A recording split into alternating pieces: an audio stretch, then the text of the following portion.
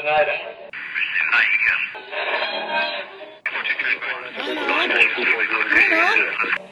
Milo, is that you? There, I think I got it.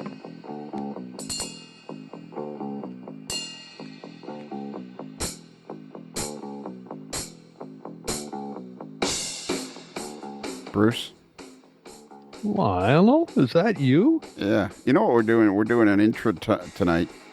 And We're doing an intro. I thought we were just having idle chit-chat and gossip. So did you think you weren't going to be invited to to help with the interview of Nick Ozarek? No, because you said to remind you, and then when I didn't hear anything back from you, I figured you hadn't lined it up and I would hear it due course. Oh, I see. Okay. I have full confidence in you, man. Well, I had lined it up for tonight, but then we were going to do an Uncle Dave's fireside chat instead because it was the only night that he could do it. But then he got tied up with some family matters, and so now you and I are back. And now it's back to you. You know, you're killing dead air time. Well, no, now we're actually doing some intros and getting some stuff cleaned up so that I can continue to put out this podcast. Well, that's good. The fans will love it. So tonight we're doing Kelly Question. No, this is an intro for All-Star Variety Hour. You said All-Star Variety Hour. Let me just look. Okay, here it is. Oh, and you know what I did today? No, what did you do today? You know what I discovered today? No, please let us know. If you go through all the old viewer mails, say from like 75 to 95, and go through all those files and just take out the final product, the final show. And you do the same with the All-Star Variety Hour. You go through like from 28 to 43 and just take out the show and put it in another file called Published. Yes. You know what happens? You find 200 gigs of empty space on your hard drive. There you go. Like 200 gigs.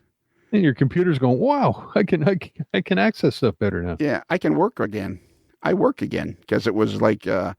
not working all that great. It was starting to slow down, and I was thinking, and I went and I looked at it and I went, oh, geez, I have a 2 terabyte hard drive, and I had 21 gigs left. Oops. And I went, uh-oh. And I had no idea, absolutely no idea. Like each file, each show, by the time I do all the stuff for each show's like between 4.5 and 5.5 gigs. Yeah, well, that would add up quickly. So then I just removed a whole bunch of them, and now I've got available space of 250 gigs instead of 21. There we go. And I got lots of other stuff I can...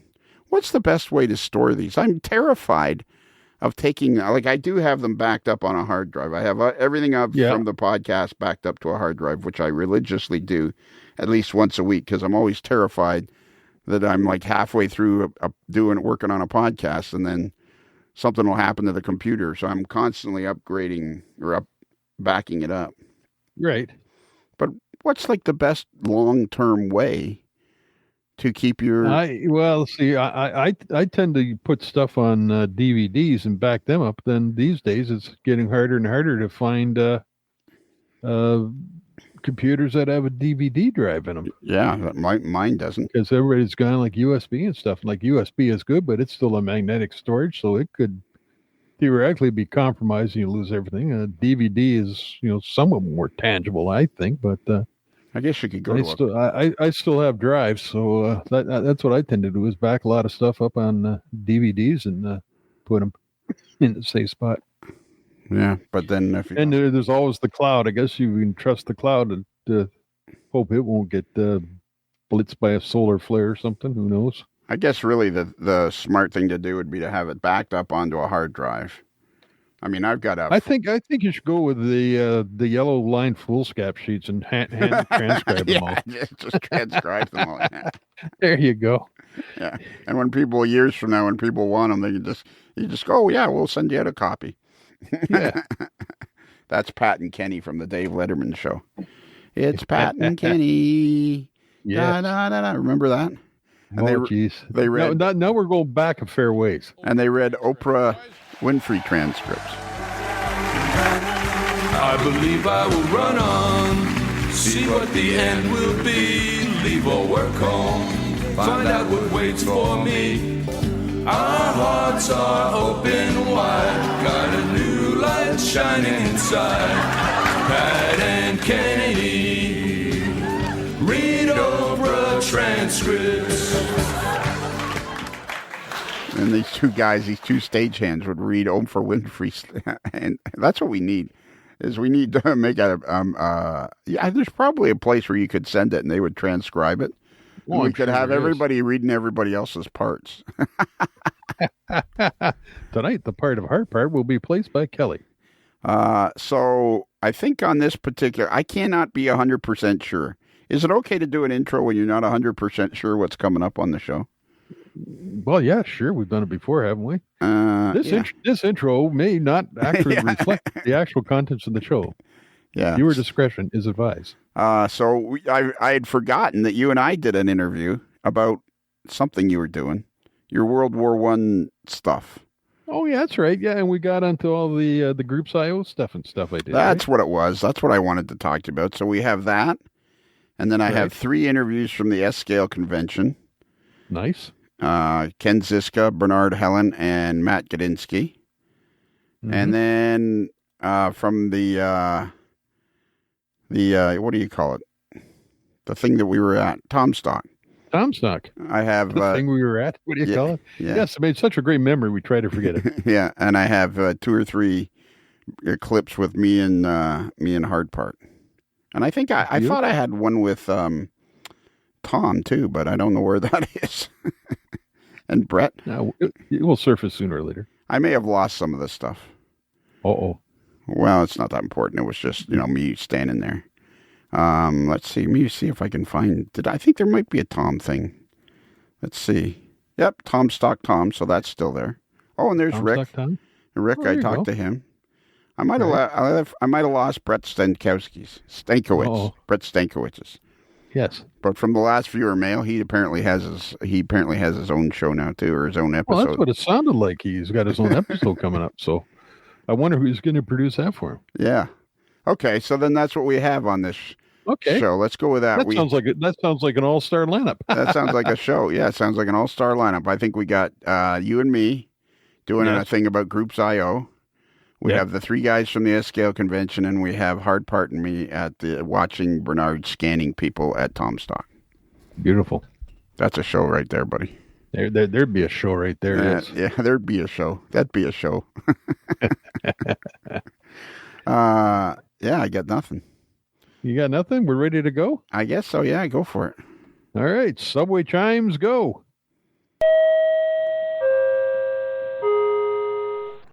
Hey, Bruce. Hello and all. Do you remember how just a few minutes ago we did the intro for All-Star Variety Hour number 44? Yes. And we talked about how... Oh, Kelly, are you here? I'm here. Yeah, get out of the studio. No, I'm just kidding. I'll go down to the green room, see if there's any shrimp left. Check out that Tim Hortons coffee. I'd like to know where that came from. No, I brought you in here because Bruce and I screwed up the intro that we just listened to for All-Star Variety Hour number 44. No. You forgot to push the button? No. It was... The problem was we were trying to figure out one of the segments coming up on the All-Star Variety Hour number 44 is me and Bruce having a little chit-chat for 15 minutes. Oh, wow. Cool. Yeah. And we decided, I couldn't remember what it was, and Bruce couldn't remember. Then we decided it was all about when we talked about the ISO groups, or the IO groups, or what do they call it? Groups.io. Groups.io. It's the platform that everybody migrated to, and Yahoo scuttled their platform. So on this show, Kelly, is Bruce and I having a chit-chat. There's Ken Ziska from the S-Scale convention, Matt Gadinsky from the S-Scale convention, and Bernard Helen. And then there's also when Kevin and I were watching the scanning at Tom Stock. Oh, jeez. Which one? There was 2 nights of scanning. Yeah, I know. Well, anyway, I think we recorded both nights. It's just about 10 minutes worth of stuff. But anyways, that's what's on this show. And Bruce and I so aptly decided that what we talked about was the Groups I.O., which is wrong. So I've discovered, Bruce, that that's not what we talked about at all. What did we talk about then? It was the day that we were with Hard Part in Toronto. Oh, wow. Oh, that day. Yeah. Okay. So we did 15 minutes. So we did 15 minutes on something that we thought we did later or whatever. So, okay. Yeah. So that's what so then we just did. Okay. So the introduction we just listened to is completely screwed up. So then I figured, well, if we're going to screw everything up, let's bring Kelly in, and then we can really. You can blame me. Yeah, we can blame him.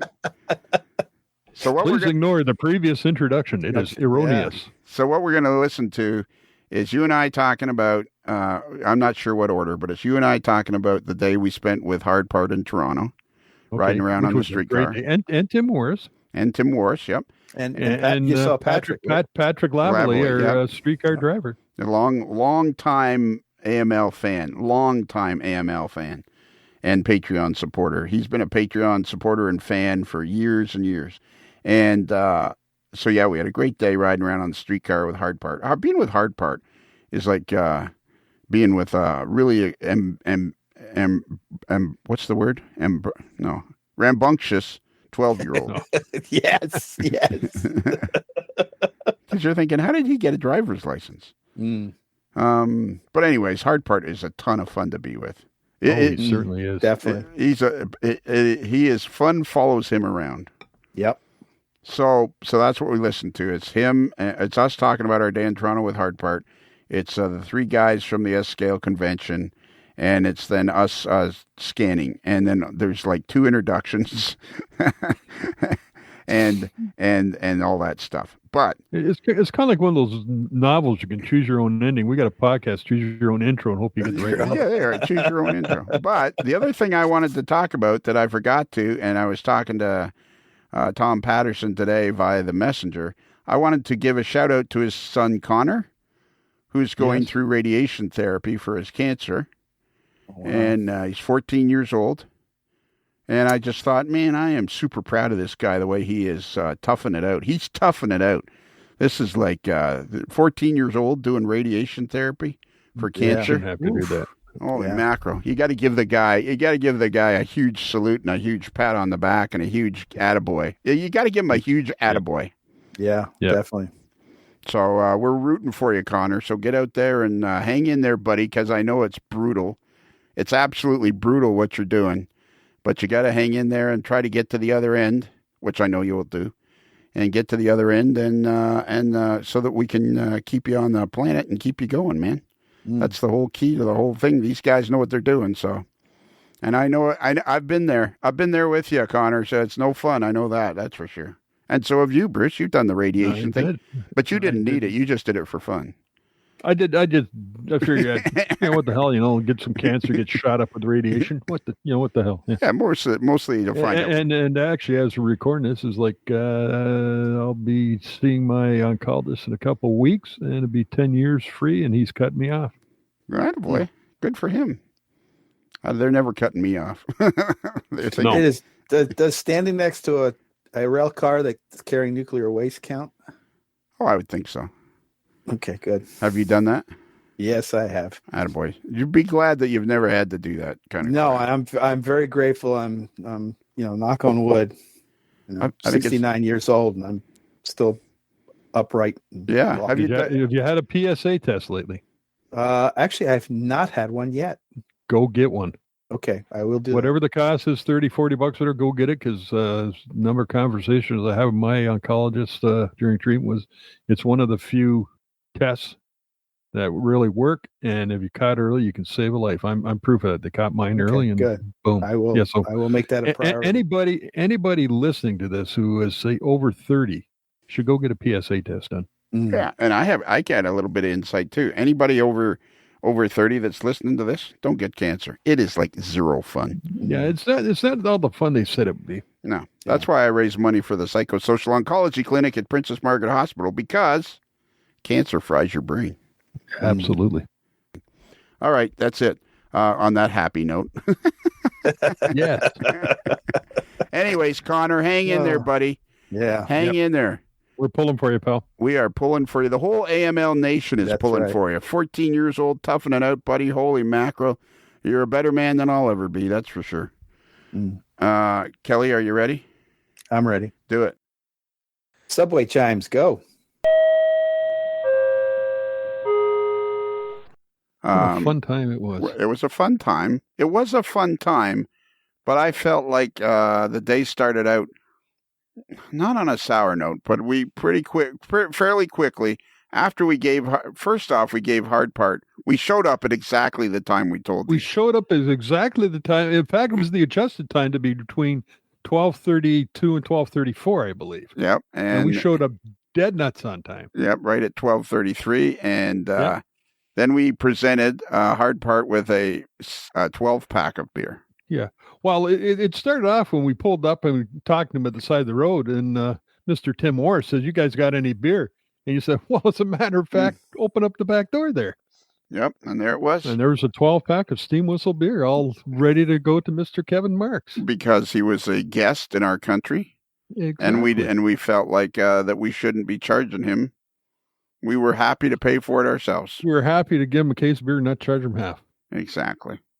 And I look forward to the day, but honestly, we got to the restaurant pretty quick. We found a great table. Well, can I go back to when you first picked me up? We each had beautiful oatmeal raisin cookies from a local bakery. That true. Started off the day pretty good, having those nice crunchy cookies to start the drive down the 400. Yeah, exactly. That was a lovely touch. And then and you're right, a better call than the cinnamon muffins. Yeah, we were gonna have cinnamon buns. That would have been no good. That would have been a bit messy. Yeah. Not that you're not a messy eater. It's just, Well, it's not fizzy water I'm blowing all over your car. No, that's true. I'm surprised that you haven't yet in the new vehicle. I've been showing great restraint. So I want to get right to the meat of it.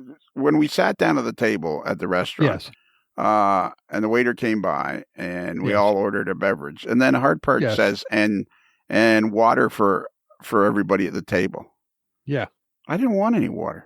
No, neither did I, but I'm guessing he was worried about dehydrating. I'm not sure. I don't know. We had a great table. But as all we know, the table is relatively small, and those 4 extra glasses compromised usable table space. It did. It completely threw off the table space. Yes. You could barely function. There were so many.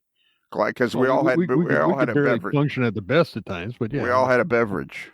Yeah, and then he throws on Then we all had to have water. Like I never wanted water. No. And so then we all had water, and then we had those giant glasses on. We had 8 glasses on this tiny table before we ever got started. Before we got started. And then he hard part had his first Canadian poutine. Yes, he seemed to be very impressed by the quality of the wonderful Canadian staple poutine, which for those who may not know what poutine is, it's the perfectly cooked French fries covered with a sort of wonderful, thick, viscous gravy, which is put on top of fresh cheese curds. So kind of all the cheese curds melt with the hot gravy and all in the French fries. It's like heaven on earth. And the crazy thing is, he played for the Montreal Canadiens from 62 to 71 as a defenseman. Yes, he did. Thick viscous. Yep, thick viscous. He was one of the first foreign players in the league, I think. Yeah, that's right. He was one of the first Europeans in the league. The only reason I've ever done this podcast is to entertain myself, and I seem to be doing an excellent job of that. It seems to be working good so far tonight. I'm having fun. I don't know what anybody else is doing. I'm having a blast. We don't care about anybody else, but we're having fun. That's all that matters. But I want to talk about, we can't just blow, we're putting this somewhere on a what do you call it? What do you call those things? So All-Star Variety. What's happening? No, All-Star Variety Hour. Okay. And it's just a little segment we've thrown in here because we wanted to tell. Sure. I wanted to tell everybody about the great day we had, entertaining hard part in downtown Toronto for his first time. First time in as he described it, a foreign country. Yes. Yes. Well, I hardly think he doesn't get across the border much. So. No, I hardly think a drive from Detroit to Buffalo could be deemed a foreign country. but No, that's the way he was looking at it. But let's start. The venue we met them was right at the old Roundhouse, right downtown Toronto by the CN Tower. For those who are familiar with downtown Toronto, they've taken the Roundhouse, restored it, repurposed it. Part of it is a Steam Whistle Brewery, who happened to make the beer that we presented Mr. Kevin Marks with.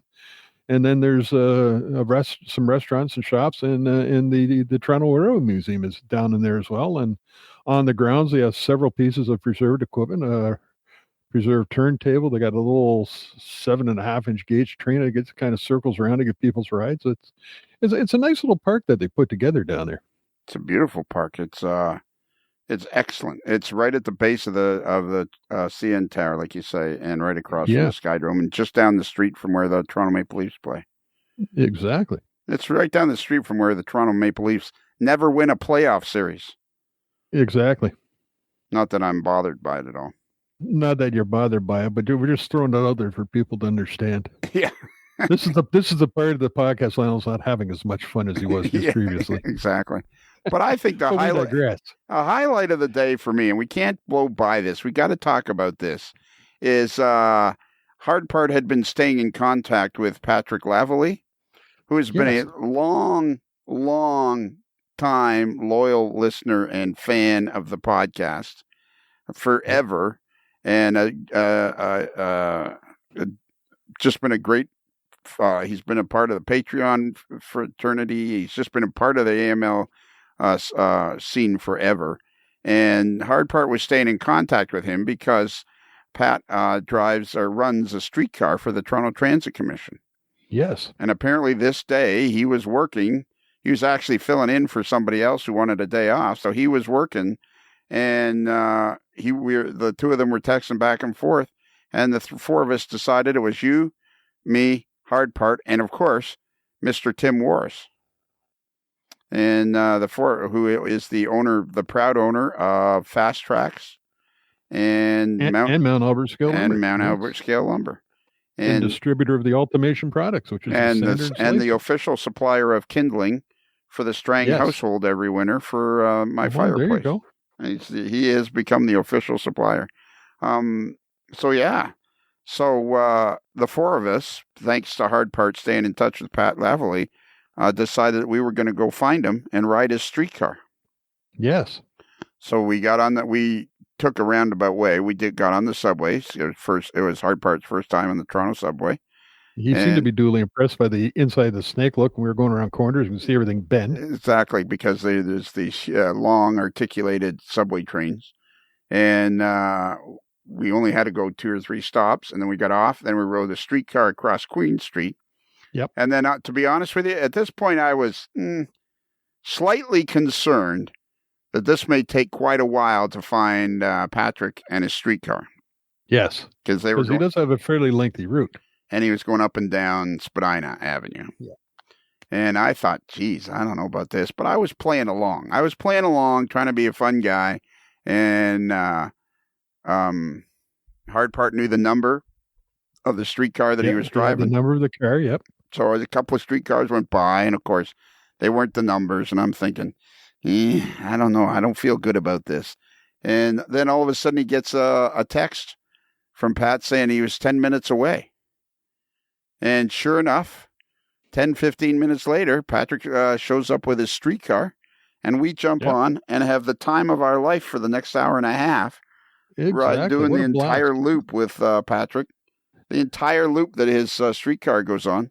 And through tunnels and across Grand Junctions. Kevin Marks is just goggle-eyed, whatever the expression is, with all the fancy track work that he loves. And Tim was kind of impressed with it too, looking at it, because he can provide fixtures to build all that track work if he wants. But it was a fun time. Kevin got to sit up in the cab with Patrick and talk to him, and we were watching Patrick operate, and it was a lot of fun. Eventually I had to toss Kevin out. I said I wanted to turn because we were going into the tunnels for the second time, and I said I want to turn.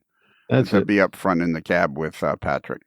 Yeah. So then we did that, and it was just great. Patrick couldn't have been a better, I don't know, he wasn't a host. He was doing his job, but he couldn't have made it more fun for us. No. Plus, he had gifts for some of us. Plus, he had gifts. He gave me an official TTC whistle. Which, by the way, I have experienced is very loud, and my left ear still is not free to full hearing capacity after you blew it in the car on the way home. Many years have been affected by it by now. Many years have heard it many times over at Tom Stock. Yes. But I thought it was considered when he gave you the breakaway lanyard, because when the people tried to grab it around you, throttle you with it, it just broke away, and you said, That's right, because apparently for TTC guys, they have to be careful with the public. So they have breakaway lanyards, which is very handy. Yeah, so you got the official TTC, was it something Thunder, the Max Thunder or something like that it's called? Something like Acme Thunder. The Acme Thunder, that's right. There should be a little picture of the coyote on it, but the Acme Thunder, that's it, yeah. And it's loud. It is loud. Yes, sir. And then it is loud. we got all those Smarties we took to Tom's. Yeah, all the Smarties which took to Tom's side were the real Smarties, by the way, not those fake things that sell down in the U.S. that are sugar candies. Yeah, they're nothing but the coolest gift though was Hard Park got a nice pair of TTC socks. Yeah, streetcar socks or something like that. Yeah, streetcar socks. And Patrick even gave us a gift for the raffle for Tom's Stock. A gift for the raffle, very nice of him for that. I think the only guy who didn't get something was Tim. So he seemed a little disappointed. Maybe Patrick will buy something else off him. Yeah. But man, cool day. What a fun! And it was a perfect day weather-wise. It was about 75 degrees, sunny, a slight breeze. It was beautiful day to be out about riding streetcars in Toronto. It couldn't have worked out better. And I just wanted to give Patrick a shout out and thank him very much. Patrick, for all his thanks very much for all that. And then thanks to Kevin for buying us lunch before we hit the streetcar. Well, yeah, except then he stuck his finger in my water. He ordered water that we didn't want, and then he stuck his finger in mine. Yeah. It's like every time I'm around him, the guy's sticking his finger in my... Sticking fingers in. Yeah, I think there's photographic evidence of that, isn't there? Yes. Yeah. Like, stop already. Enough with the finger in... Keep your fingers out of my food and beverage. Yeah, exactly. What's with you? Yeah, what is with the fingers in my drinks? Yeah.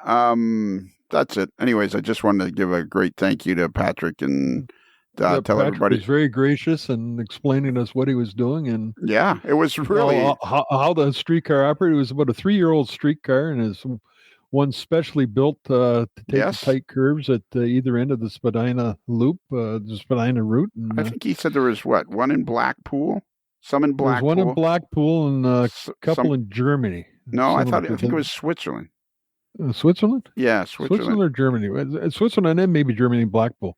Yeah. But the TTC, we were especially modified for the real tight loops. Yeah. One of which is 30, was it 37 feet or 35 feet and 35-foot radius or something. Or 47 feet these guys go around. Yeah. It was absolutely ridiculous. Very, very tight. Very, very cool. Very, very cool. A lot of fun. A lot of fun. So anyways, thanks very much, Patrick. We appreciated that. Yes, sir. Thanks. We appreciate it. It was a great time. And hey, you know what it's time to say now? Oh, and we even heard these on our trip. Exactly, we did. We even heard. It was Hard Parts. And I kept waiting for a podcast, and it never showed up. Exactly, it was Hard Parts' first time hearing them in actually hearing them in person. The real thing, yeah. Yeah, exactly. Yeah, he was like a kid in a candy shop. Oh my God, yeah. Yeah, it's like somebody giving him about 12 Red Bulls. We finally had to put a harness on him. Yeah. He had more fun than one guy should have. Yeah, he was wired up on sugar candies and caffeine, I think. And what was the one thing that he learned about Toronto? It's got a big pointy tower. Or when you get lost, you walk to the big pointy tower. Just look for the tower. Except after 7 o'clock, is to put it away for the night. Yeah, exactly. They lower it and put it away. Yeah. Yeah. All right, take us to the next segment. Okay. Subway chimes, go.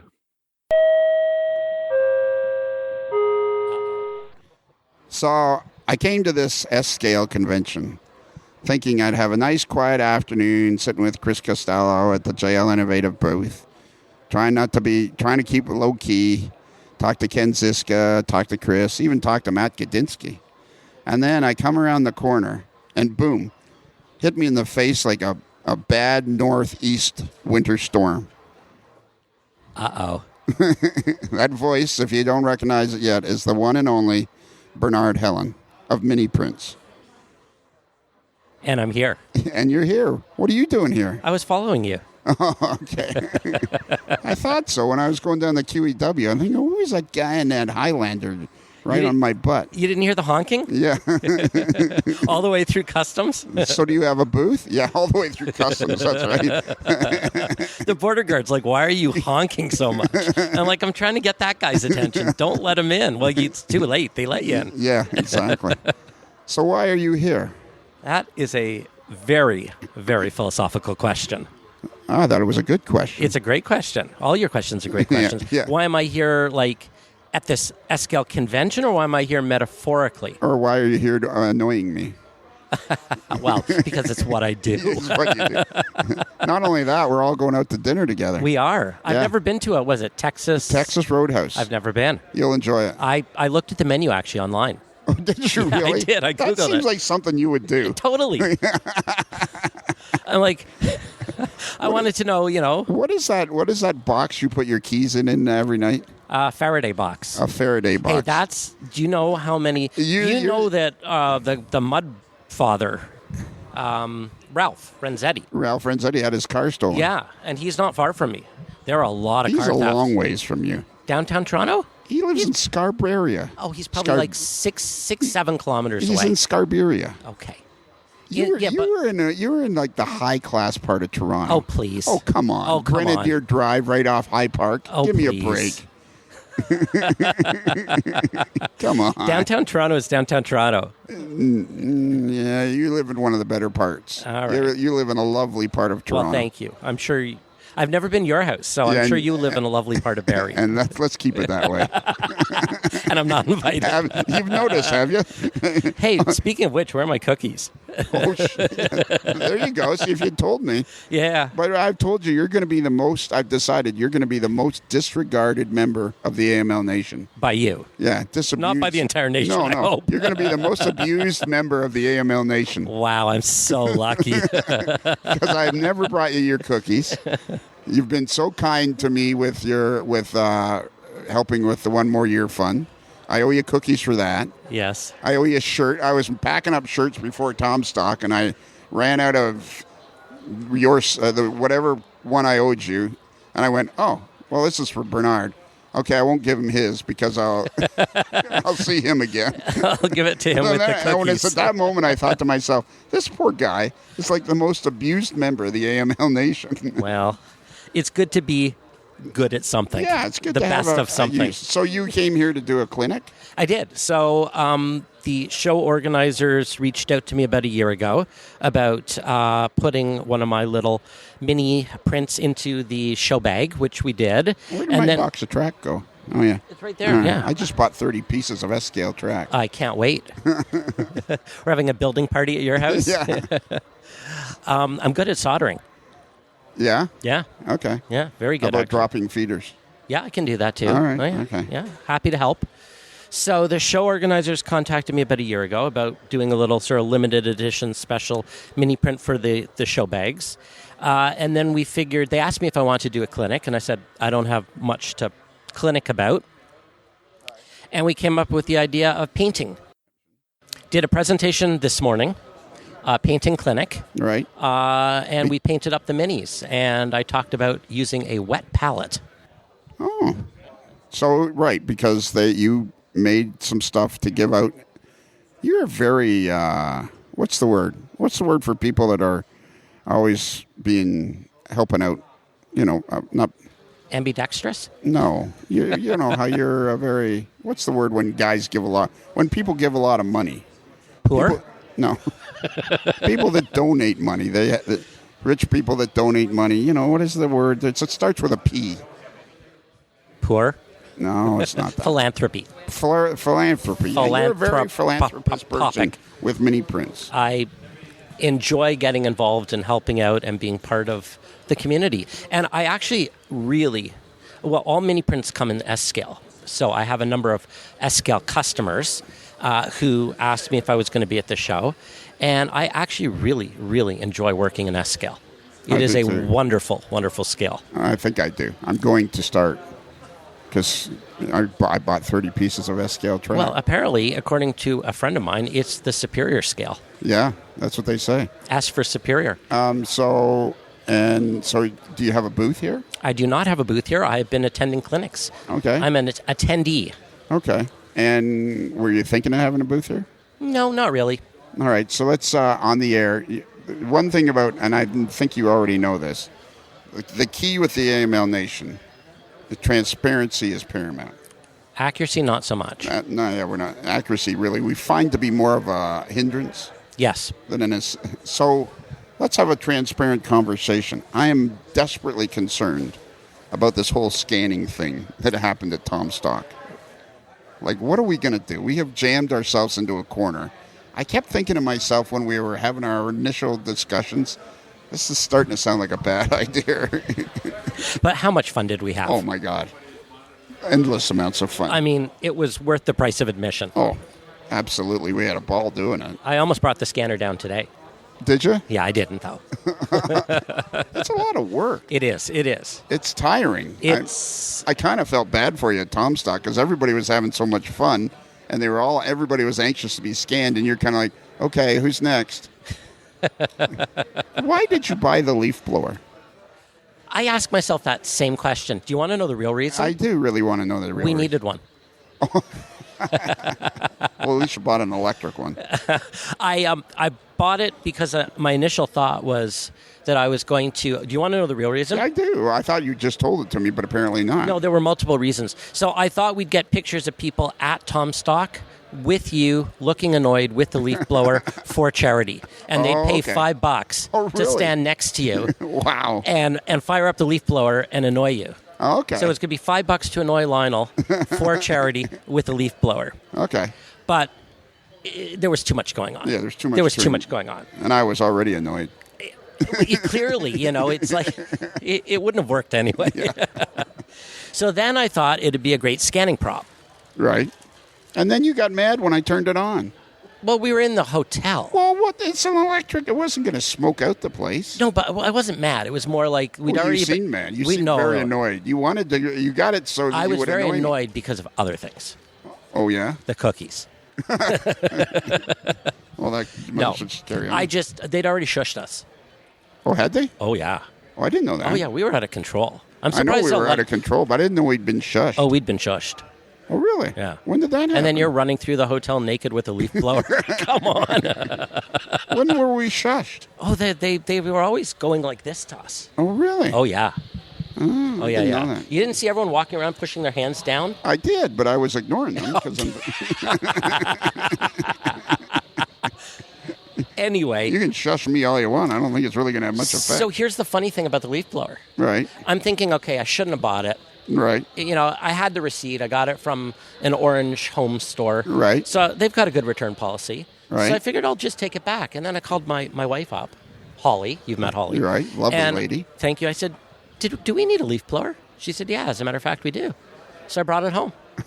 I declared it and everything. You know what we need to do is put an AML sticker on it. Oh.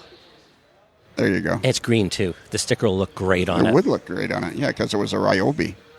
So here's what happened. So then we were having lots of fun, and you had this leaf blower. Yes. I had no idea why it was there. Neither did I, really. Then I figured it had something to do with me. So then It always does. Yeah. So then I thought, you know what? Because I'm kind of annoyed anyways, I'm going to annoy somebody by doing this. I went and I unplugged one of the cords, and I plugged the leaf blower in, and I started it up. And almost immediately you go, don't do that. Don't do that. And I was like, okay, Dad. I didn't say you could play with my leaf blower. All right, you know what you got to do now? What? We're leaving this segment and going to another one. Okay. Have you ever listened to the podcast? Some of them twice. All right. You want to give him some help, Chris? Tell him. With no emotion. Yeah, no enthusiasm. Oh, you want enthusiasm? Sure. There's no singing. There's no dancing. Okay, and we're going to move on. This is probably on an all-star variety hour. So we're going from this segment to something else. Subway chimes? Go. Okay, now do it with enthusiasm. Right. Subway chimes, go. Subway chimes, go. Now people are looking at you. They usually do. Okay. Guess where we are, Ken? Guess where we are? Where are we, Lionel? We're at the S scale, the national. What is it? National Association of S-Gaugers, but we really say S-Scale. Yeah, so this is the scale guys, right? It is. Yep. There's some flyer guys here, and that's okay. We like them. But That's okay. yeah, it's okay. Because it's a big tent. We're happy. But they all have to wear special uniforms so you can identify them. Right? No, you can identify them just walking down. They've got that. They've got that dazed look. Oh, do they? Yep. So, and we're in beautiful Buffalo, New York. Could it get any better? Isn't that kind of an oxymoron? As far as I'm concerned, especially after the words "beautiful" and "Buffalo" in the same sentence. Especially after 2 days of driving through Chicago and to get here, that was tough. Yeah, how far is it from where you are? It was about 18 hours of driving. Of course, we didn't drive full, but it's got to be 1,000 miles or more. Okay, you didn't check that out ahead of time. You're just going to get in and drive. Who cares? You just go till the lady on the garment or on the garment says stop. Did you come by yourself? No, I came with a friend. But you have some? I do. Okay. It doesn't cost a lot, but he's a good friend. So, Ken, this is the first time you have ever been on the podcast by yourself. Thank you. Yes, it's quite an honor. And you've been listening for a long time. Oh, gosh, 3-4 years. Anyway. Yeah, at least longer than that. Probably so. So what's your involvement with this convention?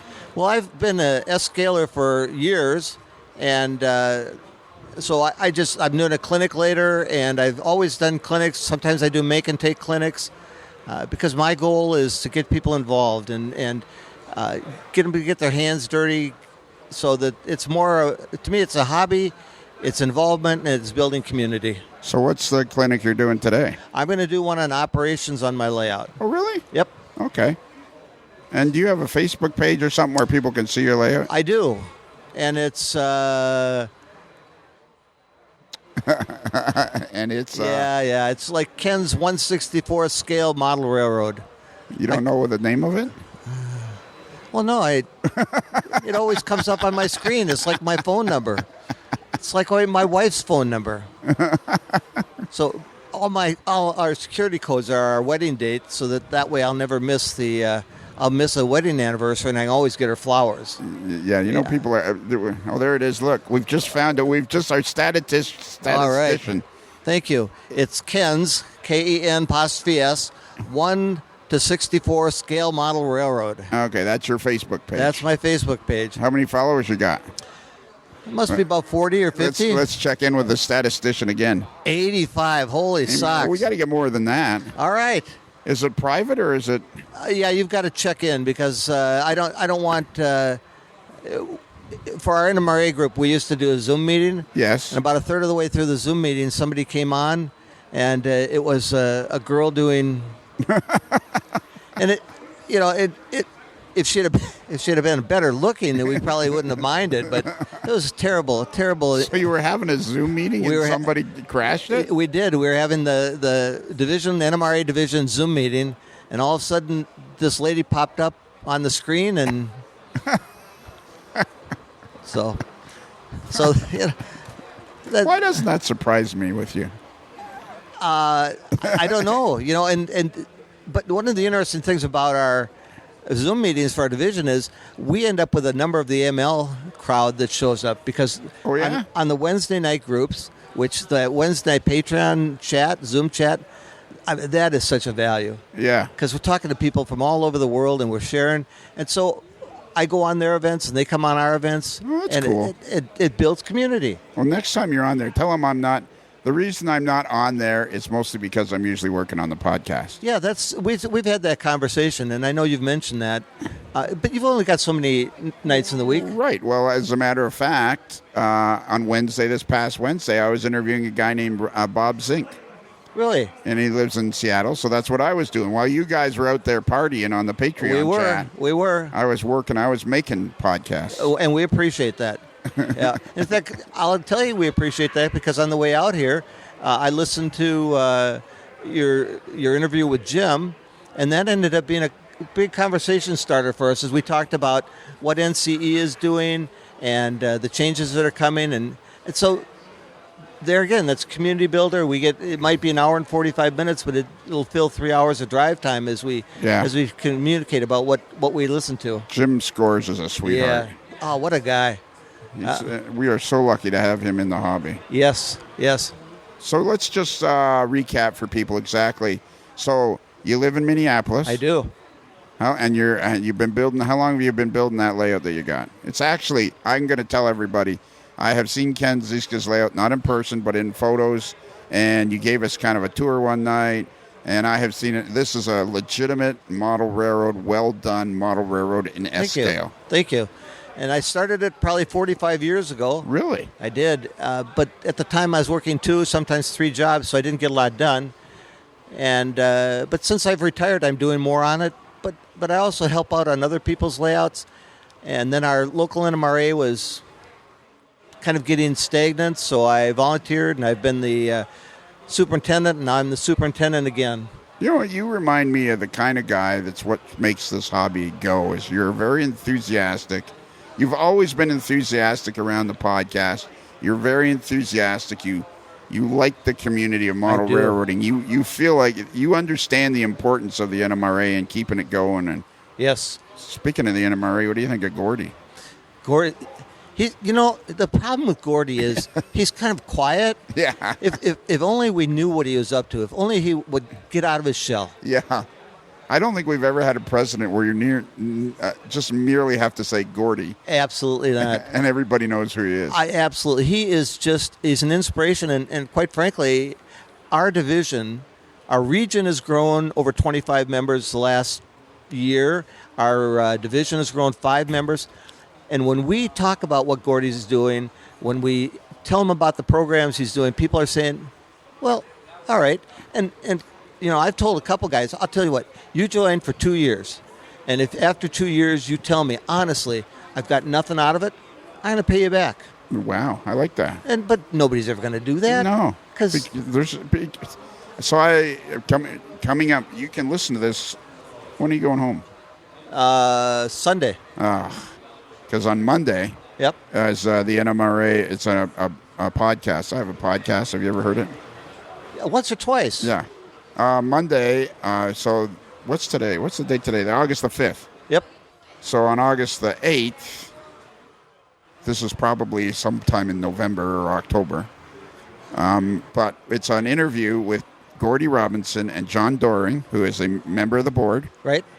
And it's all about how they want to grow the membership to like 150,000. Great. Well, that's going to be the second day of our drive, and so I will definitely listen to it. All right, so you're good. Absolutely. And I think these guys are serious.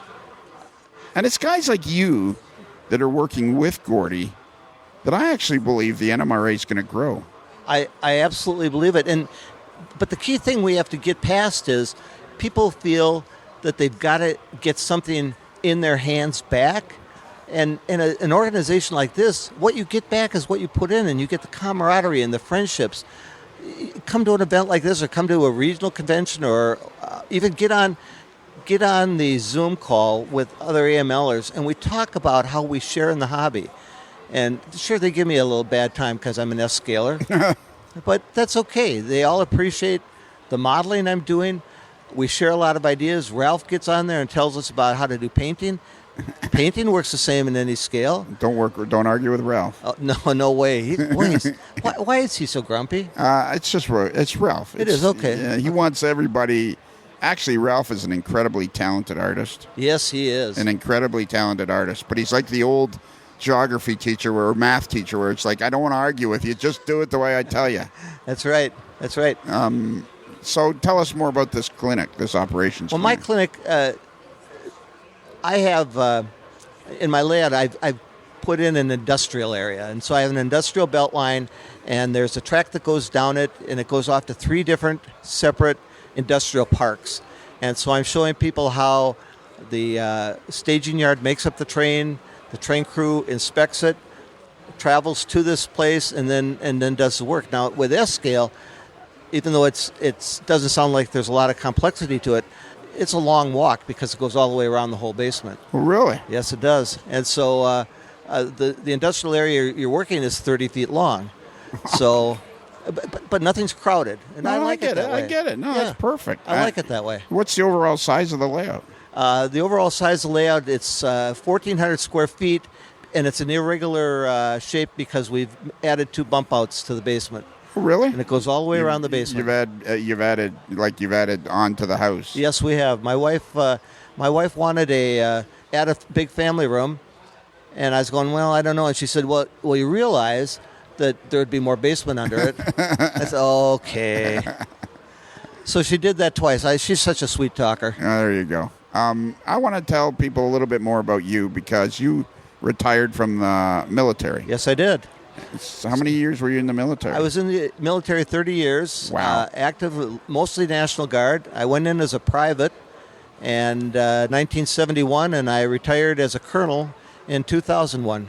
Wow. So this was a full-time job? No, part-time. Really? I also had a civilian career. Really? Yep. So you were in the National Guard 30 years as part-time? Yes, sir. And you retired a colonel? I did. Man, you must be proud of yourself. I am. You should be. Well, and thank you. But again, it's like everything I've done, I've had friends and mentors that have made it so worthwhile. And so, yeah, boy, there was some long nights because I had a lot of schooling to do. And when I was in command, I had people all over 3 states. I had a position where I was attached to the Corps in Washington. My people that I worked with would get crazy because I'd get stuff faxed to me all the time. But I had a lot of support, and of course my wife was very supportive. So. And what exactly, for those that don't know, the National Guard, that's like one weekend a month kind of a thing? Well, that's in the early days. No, like when you were private. Yeah, that's the theory. But when I was commanding at a brigade level, it was at least 2 weekends, and those extra trips, and there was work every day. Once you became a colonel. Absolutely. Right. And the National Guard is treated as a legitimate arm of the military, whereas if they're needed, they're called up. Absolutely. The units that I commanded, one of them was one of them was in Kosovo, and I went and spent time with them there. And then just as I left, another one of my units went to Iraq, and then they've been in Bosnia. Wow. So they've been all over the place. And I was in Japan and Korea. We had a mission in Korea. So I had to go do on-the-ground recon there. Really? So. And so how does that work with your day job? Well, fortunately, the day job recognized the importance of what I was doing. Okay. But, I would have to take my vacation to do my guard. All right. So that's a real commitment for these guys that are doing this, and girls. It is. Yep. Guys and gals. Yep. What was your day job? My day job, I was in manufacturing. In the last 15 years, I was part owner of a company that we had a coining mint. Okay. So we made medallions and tokens and also some office supplies. But again, that was a lot of travel with that. So my wife was very understanding. Of course, maybe she liked it that I was gone so much.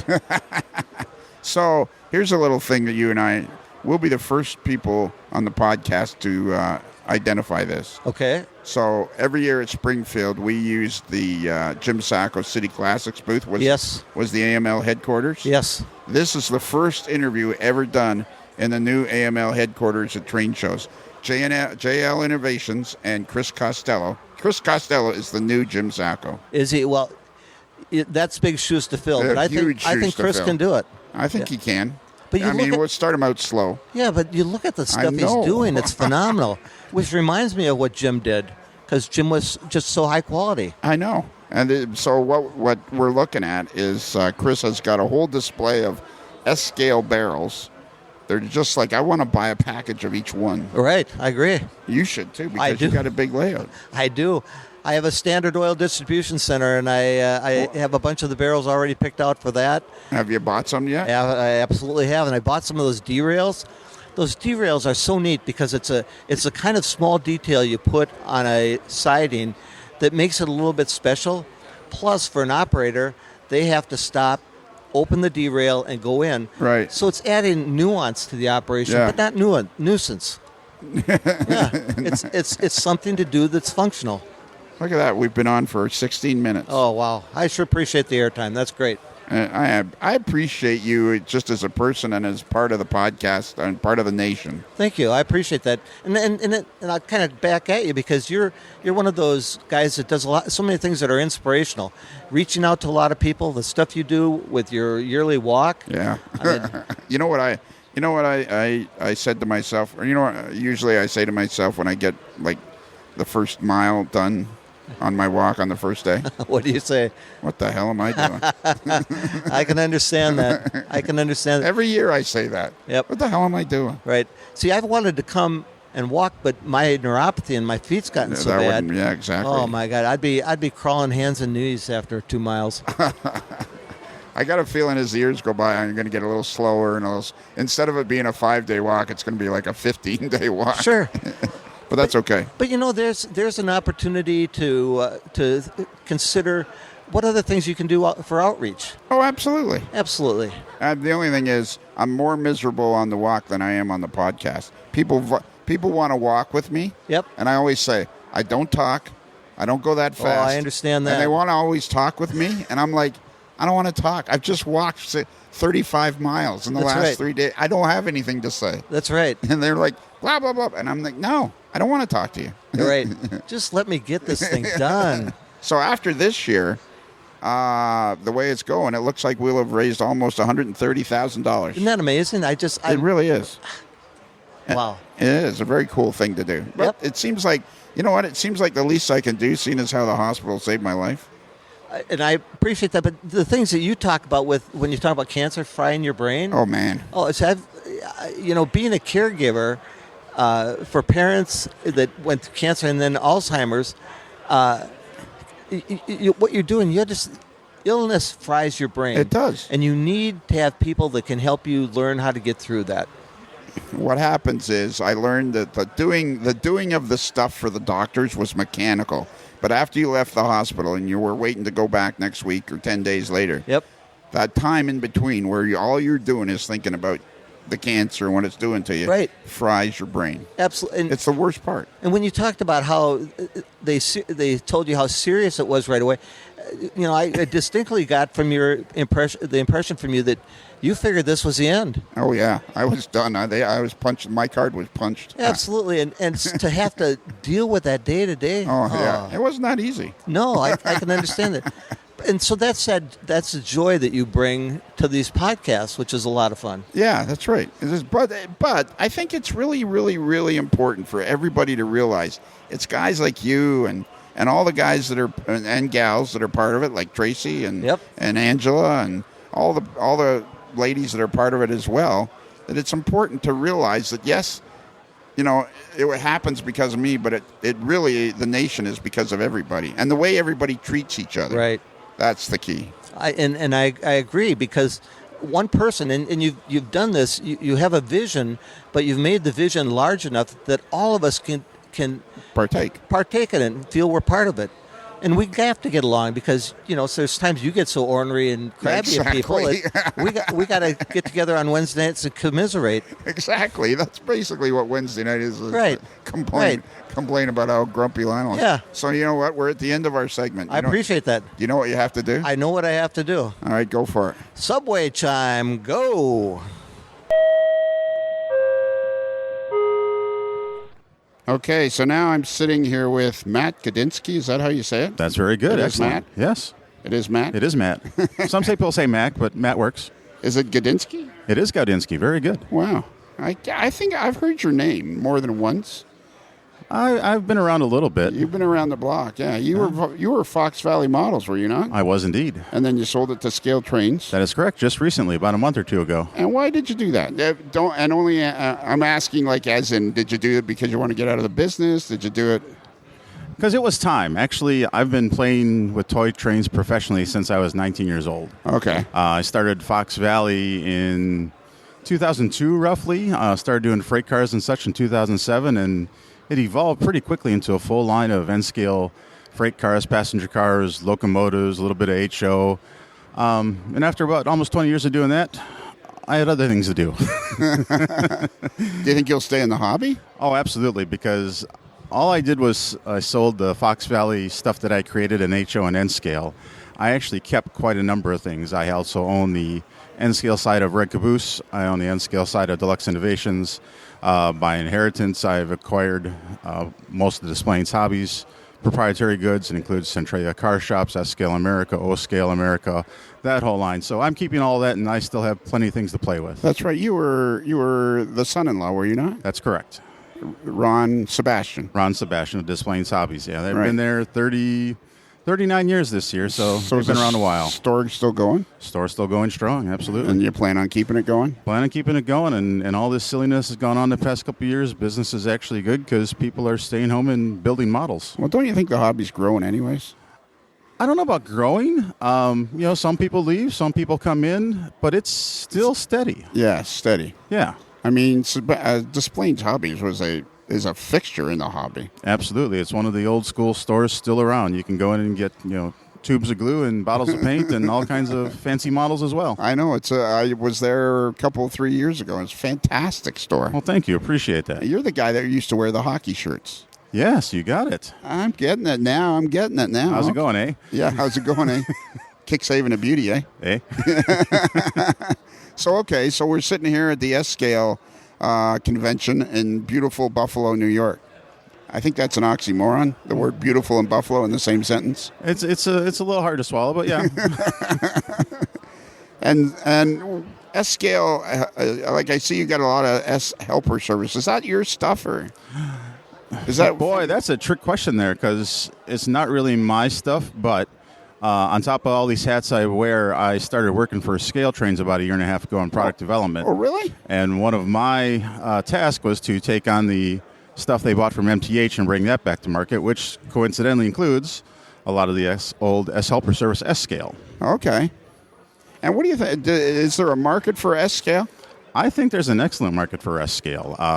I personally have modeled in it. My last layout was a fairly large S-Scale operations-based layout. And just the amount of product out there and the size, and as we're all getting older, our eyesight, I think it's actually a pretty ideal scale. I think it's the perfect scale, actually. A lot of the guys describe it as the perfect scale. In reality, I wish it had been N and then S and then O after that. Yeah, skip that HO stuff altogether. Because you can build almost the same size layout in the same area in S-Scale that you can in HO. It doesn't take up that much more room. Not that much more space, you're correct. Yeah.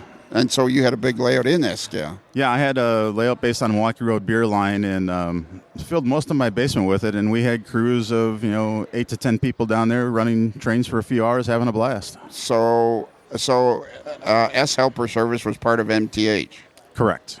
And now, because it's been sold to Scale Trains and our buddy Shane Wilson, you're helping them resurrect that line, do you think? Absolutely. This caboose over here, I've been drooling over this caboose. Yeah, we just got our first test samples for the first 3 cars. We ran through the factory, and I've got them on display this weekend, and they turned out pretty nice. So we're working on artwork, getting the first road names down, and you'll start to see this stuff hit the market soon. Do you think I'll be able to buy that caboose undecorated? Well, I think they've done some stuff undecorated, so we can put a plug in for that. I would love to get 2 or 3 of those undecorated. All right. I'm disappointed that undecorated went away. It has to a degree. There's still some stuff there, but you got to hunt a little harder for it.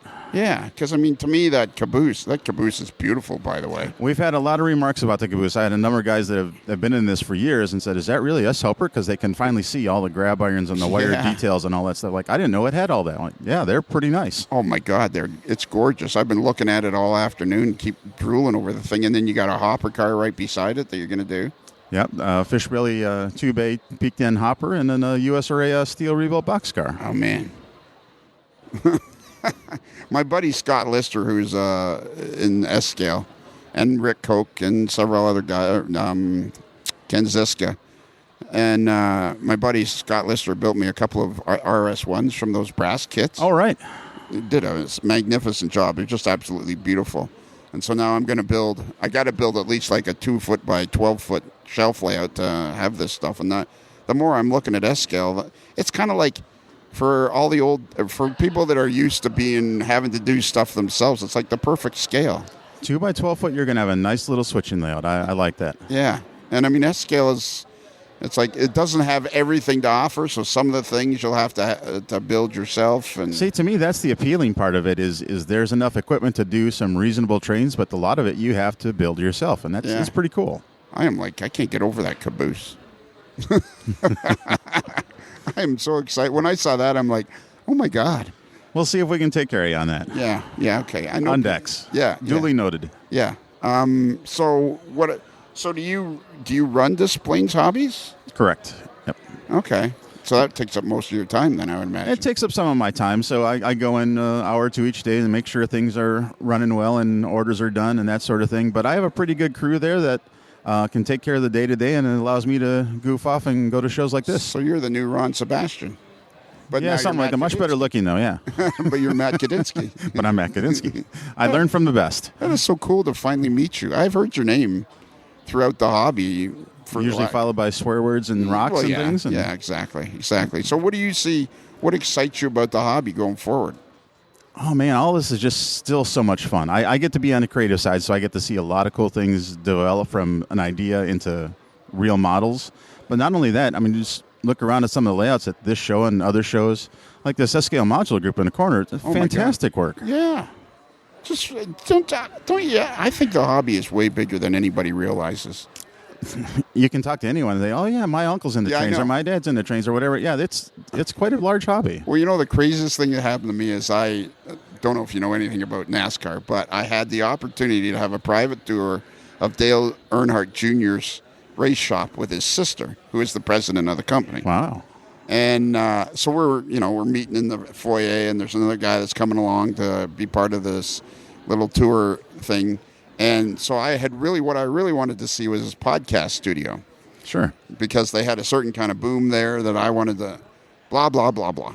So eventually they say, well, why are you interested in a podcast? I said, well, I have a model railroad podcast. It's kind of pretty popular, model railroading, blah, blah, blah.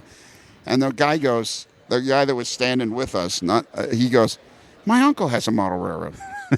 We're everywhere. I know. And it's like, I know. Everybody, it's all over the place. Everybody does it, and it's still such a cool hobby because you can do as much or as little as you want, and there's no pressure. I know. All right. Well, this is your first time on the podcast. We've killed 10 minutes. Just like that. Yeah, I think... wow. I know. See? Wasn't that painful? No, just hurt a little bit. And now I have my foot in the door for undecorated cabooses. And those hoppers, do you think you would deliver them data only? Is that a possibility? That is a possibility. I won't say no. I love that idea because, can I say this word? Rapido has done that with some of their cars. A number of companies have, and it's a good way to slap some reporting marks or road names on it. It's a good idea. Yeah, data only. Data only on the hoppers. And under-decorated cabooses. Yeah. Gotcha. Thanks, Matt. Anytime.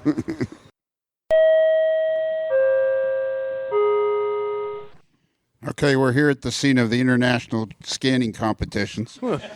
That's right. Peter, and I'm here with 3-time scanning champion Kevin Hardpart Marks. All right, it's a pleasure to be here, and Peter is a fine contender right now. He's doing his best to maintain his composure. What is that pose he's got going there? He's holding his duck.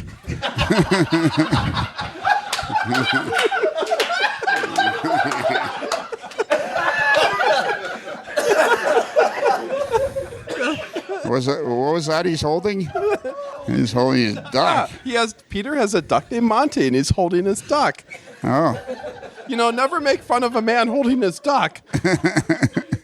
It's totally natural. He's holding his duck. He's holding his duck.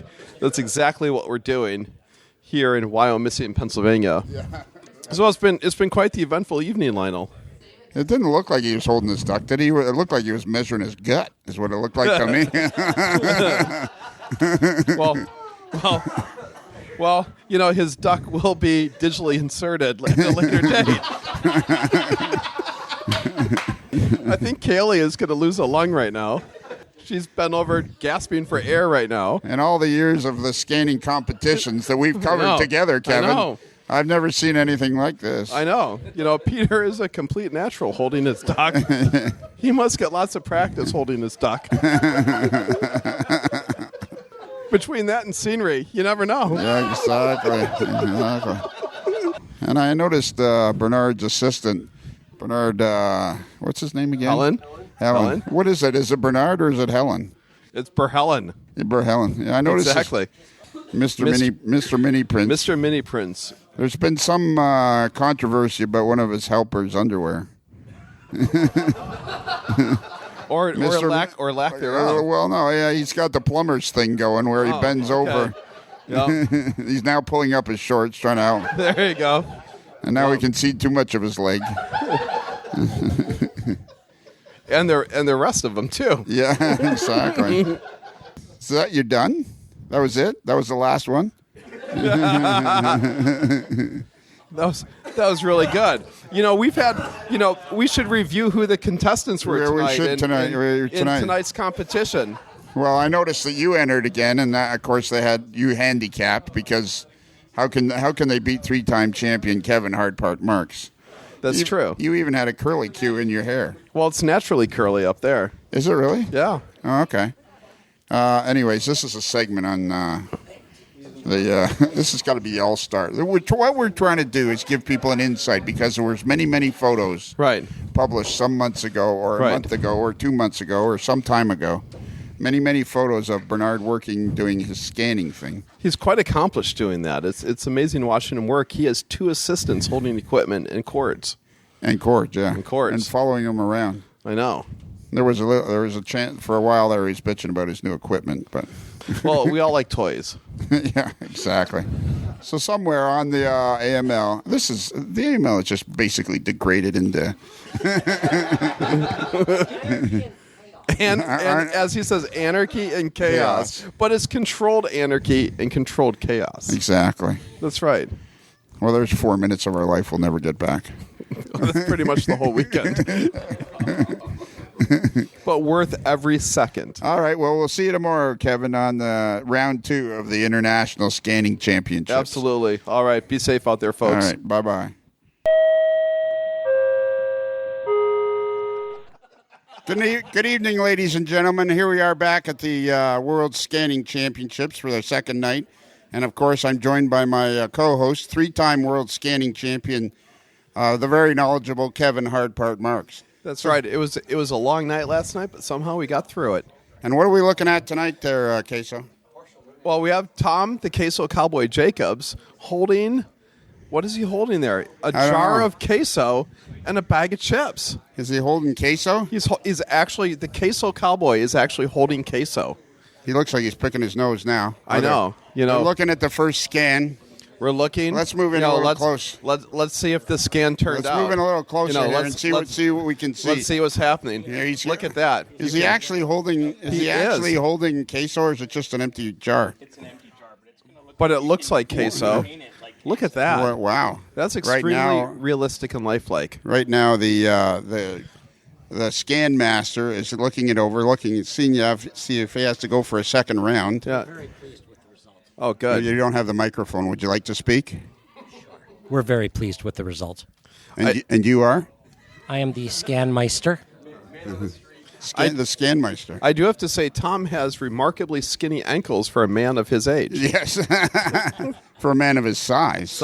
Yes. Look at that. Yeah, they're very teeny. Yes, exactly. They're rather feminine. Yeah. They're like iron beams. Iron beams. So what we're going to do now.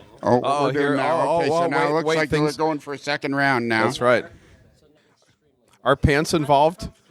Does Tom have to remove anything for this next scan, or is he fine as is? Now that the bag of queso chips is half empty, is that going to make a difference? It will make it better. It will make it better. You don't seem very excited. It's been a long day. I've spent the whole day with you. Wow. I don't know if that's what they call a backhanded compliment. I guess so, yeah. No. Not just a whole day, like 3.5 days. Yeah, this is great. This is a great night. It's Bernard's last podcast, so that's true. It's my last podcast since my birthday. Yeah. And holding the computer once again is none other than Matt Dawson, all the way from the jolly old Britain. Is that what they say, Matt? Good eye, Governor. I think that's Australian. That's very stereotypical. Yeah. And on backup we have Angela Sutton, as chord master. They're She is backing him up now. Cordmaster. Oh, They're backing him Tom up now. is being moved. He's in standing on the position. cord. You guys want to maybe I'm redo sure they these? know what they're doing. Yeah. So, Lionel, how would you rate that first scan? That was to me. That was you threw out the high and the low score, Right. and I would say it's about a 6.5. Yeah, I would agree. It's not with a that. championship scan. No, for first effort, I'd say it's admirable. Well, he's made it to the championships, and That's yet right. his first scan was probably subpar. That's right. It was still. I wonder if he's happy with his hair like that. I don't know. You can't adjust it. Come on. Oh, you're going to add a sombrero. Yeah. Oh, look at that. That's right. Hat trick. Yeah. What was that? Oh. What was that? I didn't hear something from the fans. That was from 1-800-ChrisFitness.com. Came in and goes, we're going for the hat trick. Oh, the hat trick. He's pretty spry on his feet this whole weekend. He has been, actually. He has been, yeah. First time his wife's let him out of the house by That's himself right. I know. for about a year. Yeah. All right, let's watch this. Okay, here we go. I don't know why we have to be quiet when there's nothing that I don't understand happens that. about audio. Yeah. Well, it's Bernard struggles. That's right. It's not just being scanned. Why do we have a Ryobi leaf blower here? Well, that's for later. That will happen later. Yes, exactly. You didn't actually bring that. You didn't actually bring that with you, did you? Wow, even better. He bought it just for this. He bought an electric leaf blower just for this. That's right. I think the hotel would love it if we plugged it in at 10:30 on Saturday exactly. night. There we go. go. So let's see if we can't get right into the action. Oh, don't get in the shot, Lionel. Don't get in the shot. Step back, sir. All right, we'll pause for this station identification. We'll come back later. So what did you think of that? What did you think of that, Bruce? That was it was a show. It was an all-star packed variety show, as we would expect. What do you think the odds are that all the stuff we talked about at the beginning in the introduction, what do you think the chances are it all ended up on the show? I would go 30-70. Yeah, because that seems to me when you and I talked, it was like 35 or 40 minutes. Yeah, we had an interesting conversation, and I kept spewing out stuff. And you go, whoa, what do you mean? So that's right. Yeah, hang on, I can tell you how long we talked there we go. If I work some magic on the computer, if I do some stuff, I'm multitasking now. Ooh. I'm going through. I'm looking. Do you have multiple screens going too? No, well, sort of. Well, I got my. You had multiple windows going. I have multiple windows, but what I do is I tried multiple screens. I'm not a multiple screen guy. Yeah. Like I have my laptop sitting here with my big screen, and they're just mirroring each other. Mm-hmm. Because somehow when I have I've tried multiple screens, and then I start putting stuff everywhere, and I'm thinking to myself, what do I got to do that for? Why don't I just click on the tab that I want? There you go. So what were we doing? Oh yeah, I remember now. We're looking to see if we can figure out how long we talked. How long you and I talked about Groups I.O. and World War I and everything else. I'm almost there. Okay, I think it's going to tell us any 2 seconds, 1 second. We only talk for 15 minutes. Oh, well, there you go. So I left plenty of time to put other stuff in. Okay. It just seemed like a lot longer, did it? Yeah. Was that excruciating? Was that excruciating? Yeah. Right? Okay. It seemed like a talk for 30 minutes. So I feel confident now that all the stuff we talked about at the start of the show was actually in the body of the show. Perfect. I'll revise my schedule to 95.5. Yeah, exactly. Well, there you go. I thought we talked a lot longer than that. And I thought so too. We had a good conversation. Yeah. And I think the photo I'm going to use for that is a picture of Kelly when he had his arm out when he was holding the supposed. Were you there during the scanning? Because that was after you went and did a lot of it after the ball game, and I stayed right till the bitter end when it got finally called because of rain, or actually started raining again, and we left and came back to the hotel in the pouring rain. And that's right. It was pouring rain. Oh, it was pouring rain on the way back. It was unbelievable. I think we did scanning on the Friday and Saturday night. Yeah, you did a couple nights, yeah. Yeah, for the first night. Yeah, we did scanning, It's the royal we. It was mostly Yes. Bernard. It was mostly Bernard, Matt Dawson holding the computer, and Right. Peter Borchardt. The two Brits were helping Bernard. There you go. Matt was usually holding the computer, and Peter was walking around with the cords, keeping the cords out of the way. There you go. That's an important task. So Bernard didn't trip over somebody and So you didn't come down on the Friday night either, did you? You never saw it at all. I never saw it at all. But you've been scanned. I have been scanned. I know what the process is like. And I think he sold a lot of those Mailboy. I think he's selling piles of what he's telling us. So. Mm-hmm. Yeah, it was a it's very, very gracious what he does with Bernard Helen of Mini Prints. Your number one Mini Prints is your number one 3D, what do you call it? 3D item place. What do you call it? Your 3D print 3D figures. 3D figure place. Yeah. Your number one 3D design place. Bernard, what is it I should be saying? If I say that, I know he'll send me a message, and I'll say, what are you talking about? Well, on All-Star Variety. On All-Star Variety Hour, you said this and that. Oh, okay. Yeah, if you say so, I'll take your word for it. Yeah. But what does he call him on his website? Oh, yeah, I'll go look. There'll be more typing. Right now, Lionel is entering miniprints.com. I think I might just go with mini prints. See what happens with that. It should come up, because if you just do... Yeah. There it is, mini prints. Pop up. Mini prints. Make your model railroad layout come alive. Miniature craftsman quality, custom details, 3D printed for your model railroad. Oh, there you go. So that's what it is. Mini prints. No, do you want the newsletter? No, thanks, Bernard. I don't. I'll just call you Bernard. Yeah, I'll just call you and tell you I'm coming down for the trip. Yeah, exactly. So Mini Prints is your number one place for craftsman quality, custom printed 3D details for your model railroad layout or anything else, really. Yeah. You don't have to put them on a model railroad. No, you could do all sorts of things. Oh, I know. And you know something I've seen a lot of lately? There's a number of people out there who are using his figures on their layouts and doing a great job of, one is this Tom Johnson guy has a beautiful little shelf layout that you look at what he's done with his. It's absolutely stunning, the realism he's got on his layout. He's using a pile of mini prints of figures all over the place. He's got tractors from our buddy Josh Bowman asked Bernard to make some tractors. Yeah. The only thing I don't like, is under we're under oddities. We're not under people. We're under oddities. Well, the truth in advertising, I guess. I suppose. Yeah. But what are these two oddities? Oh, it's the Mailboy and the Evil Overlord. Yeah, they're oddities, all right. But we're people. We are. Why aren't we under people? Why are we under oddities? Let's call Bernard up and ask him right now. Yeah. Hey, Bernard, why are we under oddities? Yeah. Anyways, that's it. That was a great show. Okay, it was a fun show. And it's time to leave. So could you give out our email address? Yes, our email address. Please send us emails. I'm deep, I almost put the A in there. It's modelerslife@gmail.com. That's modelers with one L. modelerslife@gmail.com. That's like one L like Table Master. One L like Table Master, not two L's like Kelly. Yeah. Or Lionel. Yeah. Or Helen.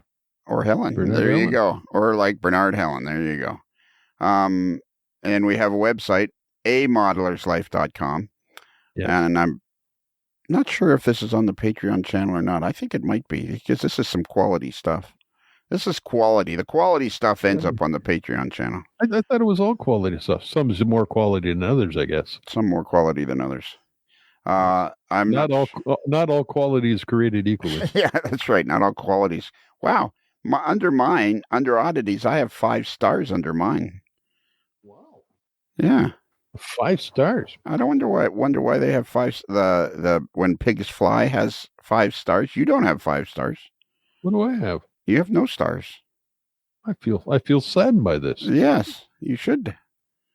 The Headless Horseman has 5 stars. What? The Jackalope has 5 stars. I'm going to go to another page and see if that's. How about the beaver? How much does his first figure of the beaver have? Let's see. Beavers have 5 stars. Wow. Bighorn sheep have 5 stars. Wonder what you have to do to get 5 stars. I don't know. Maybe I have to send. Did you have to send money in? I don't think so. Maybe I didn't. Maybe I didn't send them the $50 or something like that. Deer skulls have 5 stars. Wow. Elk do. Jackrabbits have 5 stars. I wonder what you got to do to get 5 stars. Anyways, that's all about mini prints. What else do we? Oh yeah, what else? So we talked about the website.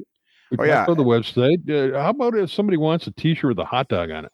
They just go to Midwest Model Railroad, and their URL is midwestmodelrr.com, and you go across the navigation bar and click on AML, and boom, you are in a wonderland of hats, hoodies, T-shirts, mugs, whatever AML merchandise you could possibly need. There you go. It's right there. I think we've covered it all now, haven't we? We've got an email address, website, Midwest Model Railroad. I think that's it.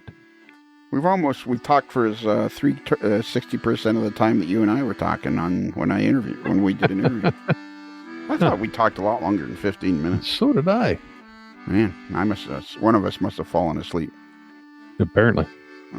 That's it, buddy. I think we're done. Okay. Are you ready? I'm ready. So remember, a Modeler's Life podcast is considered marginally adequate by 6 out of 10 people who give 5-star reviews to mini print figures.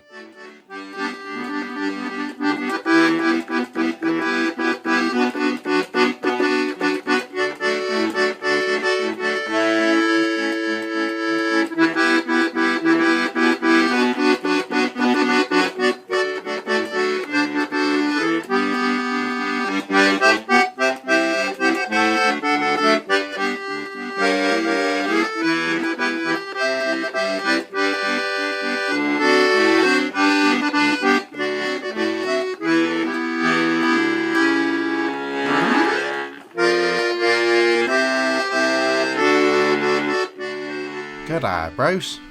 Hello, Bruce. Another tiring day of teaching at the University of Woolloomooloo. Sounds like you need a pick-me-up. Try this new one from Beatrice Brewing. Top marks? It's cool, light and refreshing, with a great taste. And only the best get top marks. You're right. Hey, room for another shrimp on that barbie?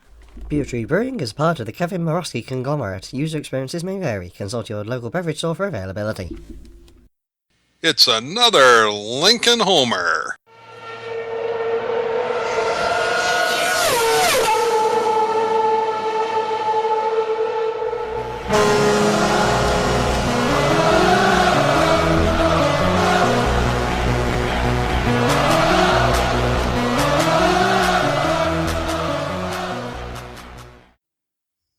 Beautiful. That was beautiful. Brought a tear to my eye. There's a tear in my beer. Yeah. That I'm crying for you, dear. Yeah, there you go. That's a song, isn't it? Yeah, it is a song, yes.